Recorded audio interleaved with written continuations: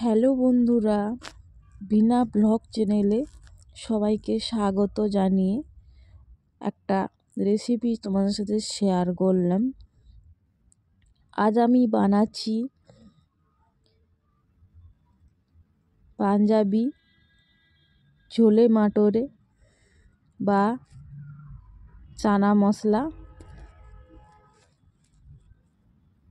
বাঙালিদের মতে বলে কাবলি ছোলার তরকারি। সেটা আমি আজকে বানালাম। এটা রুটির সাথে, পরোটার সাথে বা লুচির সাথে, সবের সাথে এটা খুব ভালোভাবে খেতে লাগে। আমি ছোলাটাকে সকাল থেকে ভিজিয়ে রেখে দিয়েছিলাম, 200 গ্রামের মতন ছোলা। তার সাথে আমি 2-3টে মতন ছোটো ছোটো আলু কুচি দিয়ে দিয়েছি। দিয়ে ভিজিয়ে রাখার পরে মোটামুটি অনেকটাই ফুলে গিয়েছিল। এবারে প্রেসার কুকারে আমি সেদ্ধ করতে দেব। তাতে ছোলা, আলু, 2টো তেজপাতা, একটা কাঁচা লঙ্কা, স্বাদ মতো নুন আর হলুদ দিয়ে ভালো করে প্রেসারটা আমি ঢাকনাটা লাগিয়ে আমি গ্যাসের চুলায় বুস করিয়ে দেব।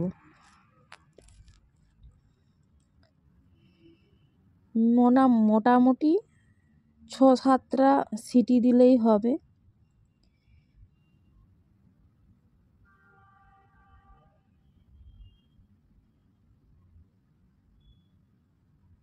সেদ্ধ মোটামুটি কমপ্লিট হয়ে গেছে, সিটি পড়ে গেছে 6-7টা। আমি মশলার জন্য নিয়েছি এখানে সব বাটা মশলা ব্যবহার করতে হবে। আদা রসুনের বাটা, টমেটো বাটা আর পেঁয়াজ বাটা আর 3 চামচের মতন টক দই। এখানে খানিকটা আমি তেল নিয়েছি, একটু বেশি পরিমাণেই তেলটা নিয়েছি। তেলের মধ্যে গোটা জিরে দেব। গোটা জিরেটা ভালো করে ফুটে এলে ওর মধ্যে পেঁয়াজ বাটা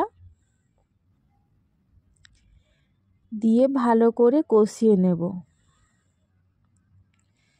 যেহেতু আমি তেজপাতাটা সিদ্ধ করতে দিয়েছি, তার জন্য আমি আর তেজপাতাটা তেলের মধ্যে দেওয়া হয়নি। দিয়ে এখানে পেঁয়াজটা একটু লাল লাল হয়ে এলে তার সাথে আবার অ্যাড করব আদা রসুন বাটা। আদা রসুন বাটাটা দিয়ে কিছুক্ষণ আদা রসুনের গন্ধটা চলে গেলে ওর মধ্যে দেব টমেটো বাটা।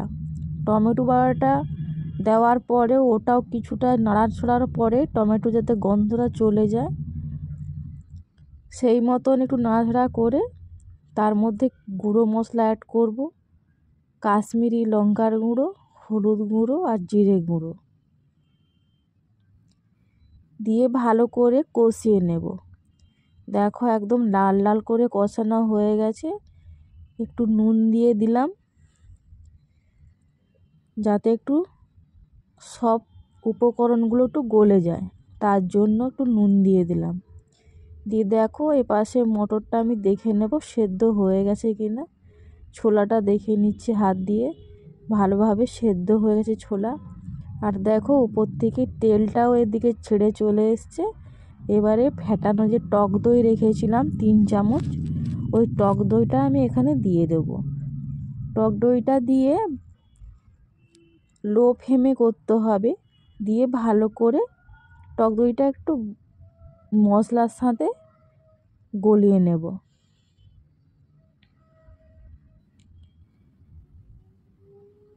সব উপকরণগুলো ভালোভাবে মিশে গেছে। আর দেখো উপর থেকে এরকমই তেল ছেড়ে এলে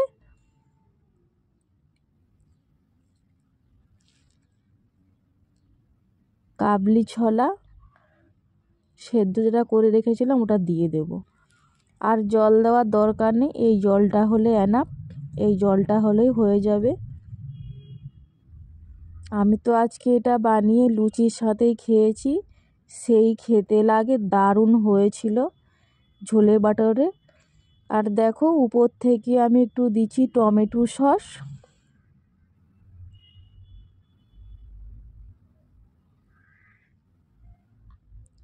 পুরো বিয়েবাড়ির স্টাইলের মতন রান্না করেছি, দারুণ অসাধারণ খেতে হয়েছিল লুচির সাথে।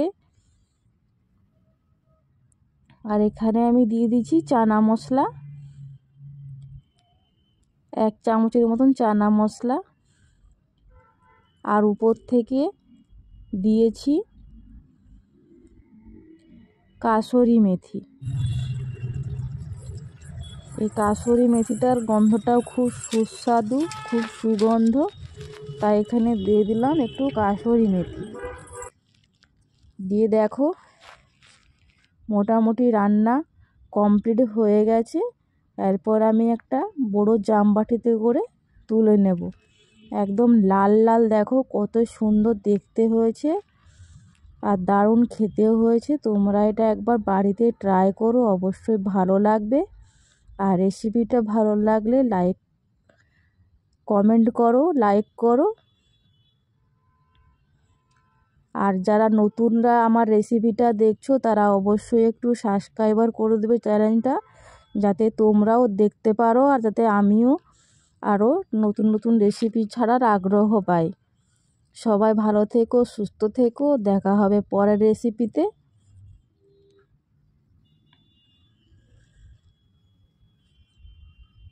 দেখো আমি এখানে লুচির সাথে খেতে বসলাম। তোমরা সবাই চলে আসো, খাবে। টাটা, নমস্কার।